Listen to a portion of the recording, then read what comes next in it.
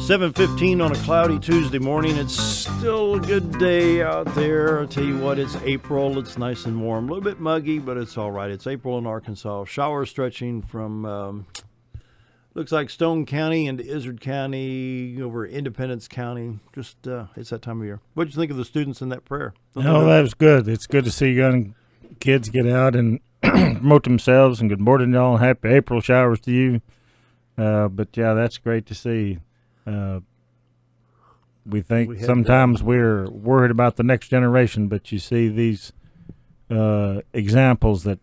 And these kids are not coming in scared. They're not getting mic fright like some of us can do, and they just come in and say their prayer and head on to school. I compliment the Mountain Home Christian Academy for their fine leadership out there. So how you been, Judge? Oh, I've been busy. Yesterday was extreme. It was a Monday all day long. But, we've been busy. And with the family issues that we have had to deal with in the last 2, 3, 4 weeks, has been pretty burdensome to get over. And I'd just like to thank everybody for their thoughts and condolences and cards and letters and everything that they did for the passing of my dad. He was a very important man in my life, and anybody that's had him as long as I had one, and I'm the blessed one here, 62 years old and just lost my father.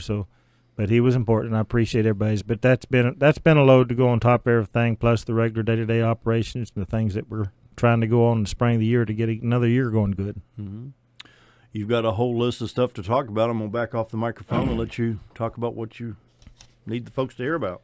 Well, I don't have a lot of a script here. We just have a quorum court meeting tonight, and that's what the paperwork is here, is the quorum court meeting agenda and the packet that goes with it.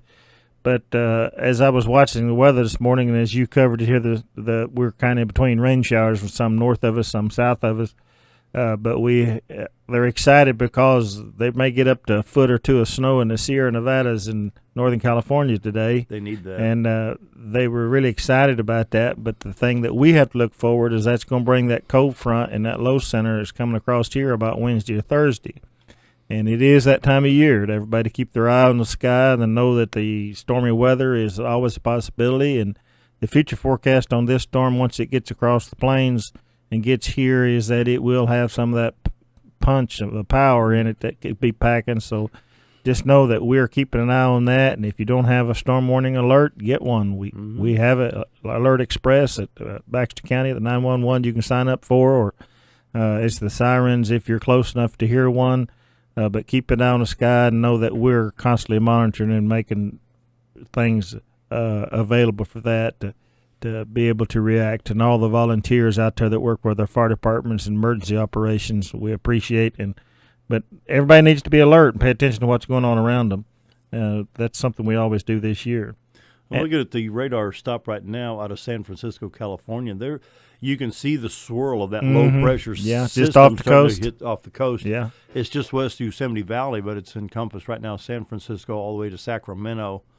And, that's the front that will eventually pass through here. That's a pretty good – it's got almost half of California colored with the radar stop here. So well, they were showing on the map there that they were going to get easy 8 to 12 inches in the higher elevations above 3,500 feet, and I think they got above 4,500 or a mile high in the Nevadas. They were going to get up to 2 foot of snow, which is the lifeblood of their water system out there, the drainage out of those mountains. So that is good for them, but just know that it also, what comes in Southern California, a lot of times comes right through here. And if it's that kind of a storm punch, then we need to be aware, because we live in that part of the country where when the cold fronts and the warm fronts clash, things happen.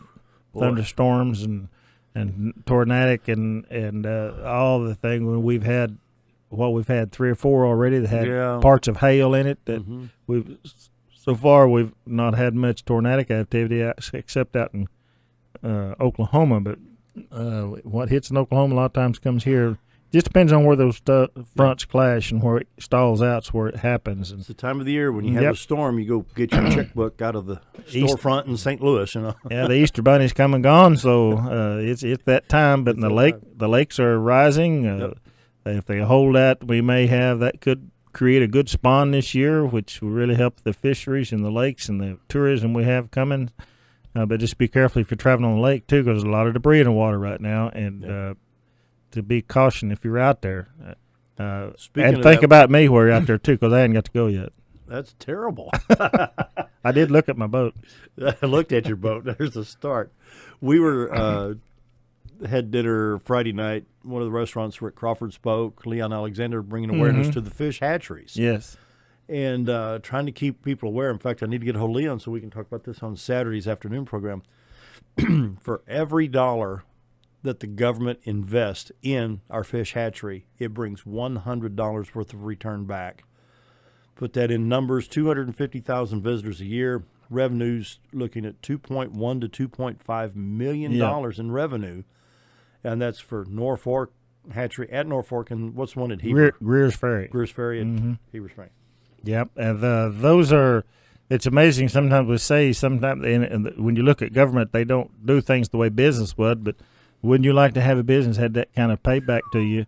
But that's in tax revenue for state, local, and federal government that reaps that. But the business that it brings into our area and our county is huge. And as you know, that it can only get better because our sales tax numbers are bouncing off the ceiling right now. We're doing really good on that, and anything that they can do to keep that going. You know, we've had several issues with the federal government, not just with the federal fish hatcheries, which is, we've become so urbanized. I think there are so many elected officials in Washington, D.C. don't get it and don't understand what this does for the economy, and it affects their people. People, travel from all over the country and sometimes from all over the world in here to participate in these fisheries, especially on that White River and the Norfolk River. Which is all right here in Baxter County. But we had the payment in lieu of taxes program, which we had to fight to get again this year, which is a promise the federal government made to local governments years ago. The school resource funding, which comes out of the timber sales of the National Forest, has still not been completely funded. So as those things over and over, we just wonder, what are you thinking? You're worried about paying a company to lose $35 billion to build a windmill, and then they went bust, but you can't afford $100 million to keep our trout hatcheries alive that is returning you $100 for every dollar you spend. So sometimes you wonder where the common sense went, but this is a tremendous program. We appreciate Congressman Crawford's work on it, Senator Bozeman's worked on it, and that this is something that I think that they'll do. A lot like, the legislature's out of session, too. That's a good thing now. You knew that, didn't you? Yeah. They closed up shop last week. They had Easter for break? some fourth. No, they're done. Arkansas. Oh, Arkansas. I thought you were talking about Feds. No, the Feds. They are on Easter break probably, but they take a break quite often. But the Arkansas legislatures met and talked and fussed, and something like 4,000 bills they introduced. I don't know how many. I didn't get to count it yet of how they. But there's a lot of actions took place in there that you need. Of course, all the mass media likes to zero in on one bill that doesn't even say what they say it says. I know. It's just an amazing the way the media drives our populace anymore, and I know a lot of people are upset, but they met, did their business, and went home. So, yep. And I like the part where the press says they voted themselves a raise. Yeah. That's a good one. We voted. That was a ballot issue, folks. Yes, it was a ballot initiative, and they finally, on the last 2 days of session, got 3 more ballot initiatives, and I can't even tell you what 2 of them are. I do know what one of them is, but and I know you and the sheriff talked about it last week, but they did do some things. What was really interesting this year, and I have a hard time understanding the process for that as a county elected official, it concerns me that there were a lot of bills introduced into the legislature in Arkansas this year to deal with local issues, and yet they wanted to change state law. Now, I don't know that any of them got past muster, got out of committee, or got off the floor or got to the floor, but the fact that they're being introduced to deal with a local issue, and a lot of them went back and they got smarter and sent it back to solve it locally, which is the way it should be taken care of. But we don't want to be changing state law to affect all of us to deal with a local issue. So in that respect, we're good to home. Yes. I got a quick question. When you were talking about the tax revenues that are just bouncing off the wall, we're doing really good right now, right? Yes. Now, do we have a certain type of money reserve? In other words, you say you got $100,000 budgeted for whatever, and that particular fund has got now, say, $300,000 available. Can you shove the $200,000 aside and save it for a rainy day? Yes, and that's what we do. And this time of the year, it's hard to do that because we don't get our real property taxes don't start coming in for another month, and then culminates in October. But so you're surviving off of the sales tax revenue and other turnback funds from the state, which by the way got cut. But we have an anticipated revenue fund by which we establish the budget. By state law, on your anticipated revenue, you can only budget 90% of that. When you anticipate 100%, you get to say you get 110%. Right now, sales tax, this is not all revenue, but the sales tax is up like 14% this year. But if that comes in, then you have a carryover balance at the end of the year. If you don't find, when you get to October, November, and don't have a need that needs to be funded, you have more revenue to base upon the next year's budget, and you can do some expenditures. It does take quorum court action, but it gives you a fund on the revenue side of excess money, which is good to have because we run pretty much all of our revenues go through the budget. We're not a savings business. That's something we're pushing, and so but that does. There's two different areas we look at. One's revenue, the other is expenditures, which is the budget. Right now we're enjoying lower gas prices as compared to 18 months to 2 years ago. That's got to be a big relief on one line item. Huge. And like it saved the sheriff's department's budget, very bluntly. Yeah. It give us, since we had raised the budget considerably in road and bridge because we use so much fuel to run the equipment and the trucks, it give us a larger carryover than what we had planned on because we saved so much.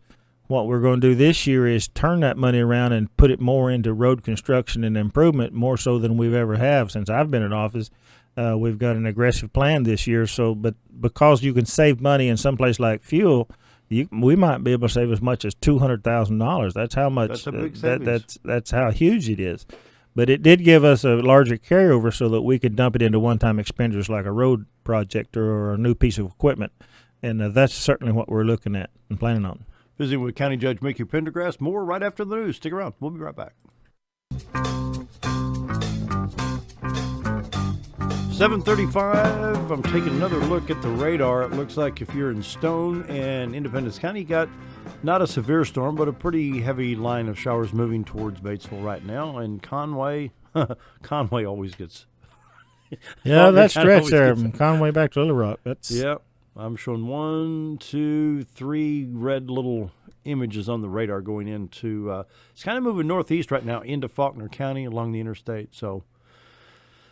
Well, it used to be I remember when I was traveling back and forth to college and back in the early 70s and through the 70s, that was Tornado Alley from there up through Jonesboro. Sure. And you always, traveling this time of year, you always kept an eye out for, I know I got a speeding ticket one time because I was listening to the storm instead of watching where the state trooper was. CB radio? Yeah.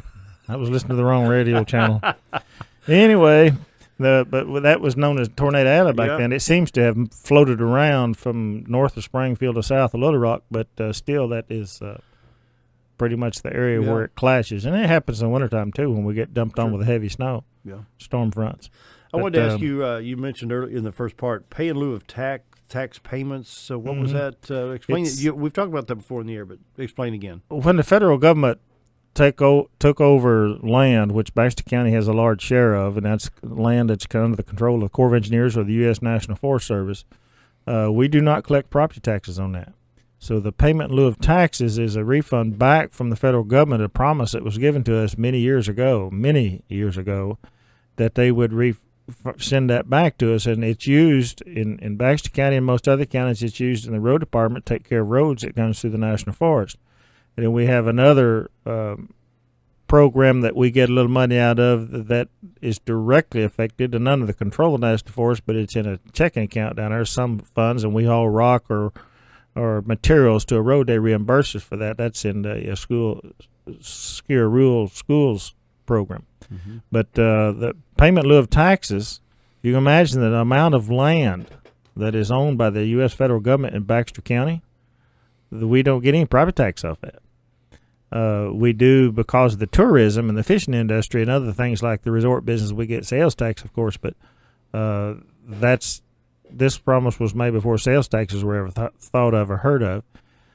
Montgomery County in Arkansas and even Newton County. I started to say Newton County has a Montgomery large County, there's 2 counties down in the Ouachita National Forest.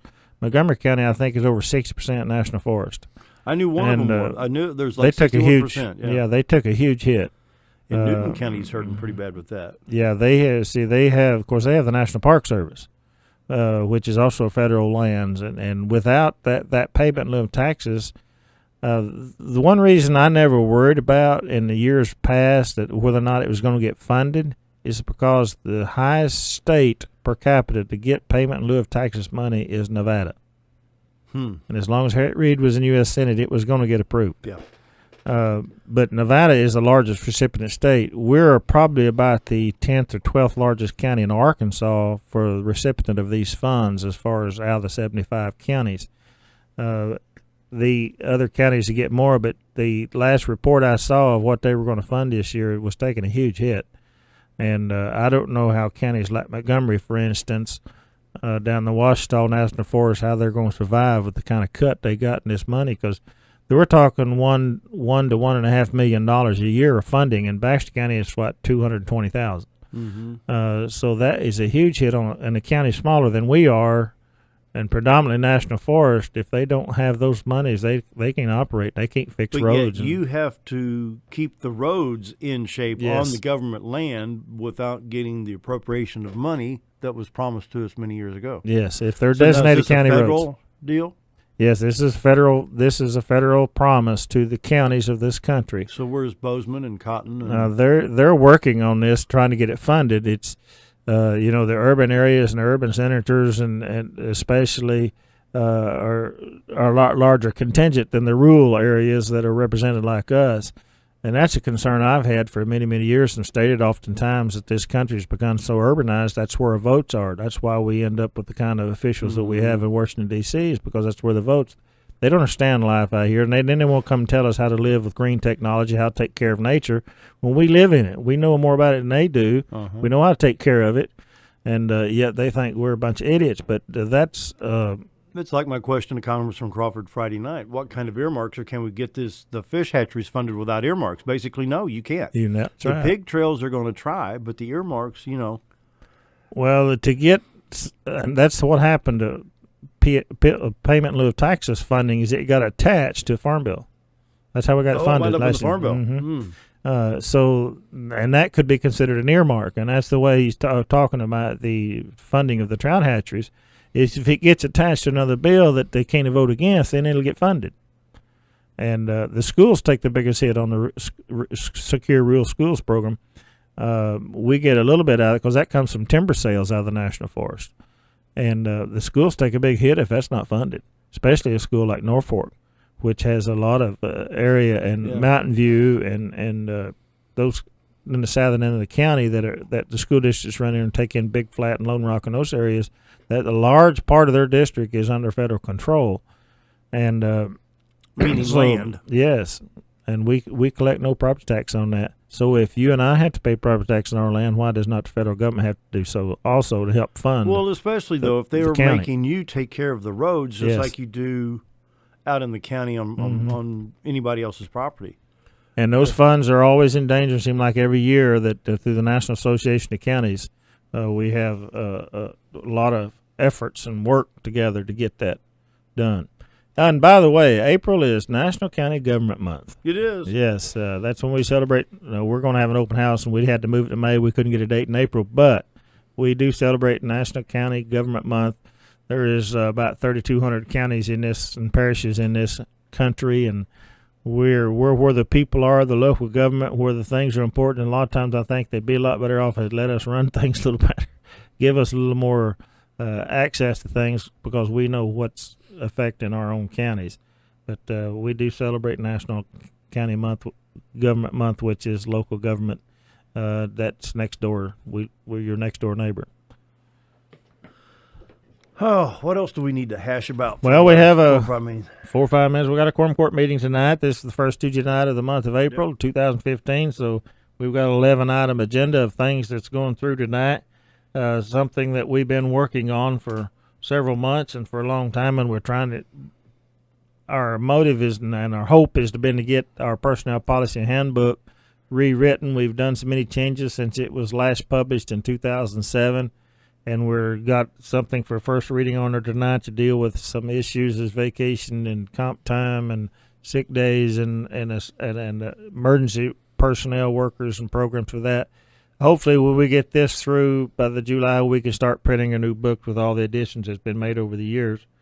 And we're going to add a temporary full-time position at the assessor's office for about a year and a half, and then some of the ordinances that we go through each month for financial moving money around from one account to another. And some stuff we've sold, we get rid of the junk at the road and bridge. We appropriate that money, and we're going to do some change in the public defender's budget. They have issues with employment right now, so we're trying to help them work with that. They have dedicated funds, and but it is our regular quorum court meeting night. You can come out at 6 o'clock at the Baxter County Courthouse, second floor courtroom, and we'll be there at 6 o'clock. And go through our agenda. And hash it out. Yes, we've got to go to quorum court. What's the mood with of the county? Are we working together? Yes, I think that we're probably we've always got issues. You know, we always got turf to protect. But I was unfortunate enough Friday to go down to the city of Cotter and deliver a $5,000 grant of general improvement funding, thanks to Kelly Link, who got that money approved, it was appropriated to the Northwest Arkansas Economic Development District, and on behalf of the district, I presented them this money for their youth center. And they were in the news this week also of getting another big grant last week for that youth center. So there's a lot of actually active things. I communicate with the mayors and get out as much as I get to eat pretty good this time of year. A lot of pancake breakfasts, fish fries, and chili dinners, and those kinds of things that I've eaten. Speaking of dinners, how about Marion County? Wasn't that great? Yeah. Well, I didn't get to go to that one. That's right. Yeah, that's right. We had Dad's funeral that day, and I had planned on being there, but family issues, and we had up in Missouri with a lot of family members. But yeah, I missed that. We got one coming up here on the 18th. And I'm going to miss that. And the governor's coming to town. The governor's coming, yeah. And I think Attorney General's going to be here. And Leslie? Yes, I understand she's supposed to be here. They've got one. If anybody wants to have a nice trip, go down to the dinner at Marshall Saturday.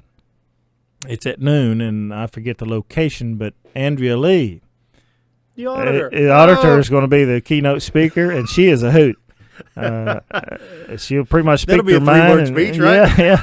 So she's going to be their keynote Saturday. If you want to go down there to noon, and seriously, call one of us. We'll get you a location. But yeah, that'd be a wonderful meeting to go to. That would be a lot of fun. They were having a presentation at ASU in Jonesboro today, and I got invited to it. That had some students presenting about local governments, and I guess they assigned counties to different students, and they're supposed to have one.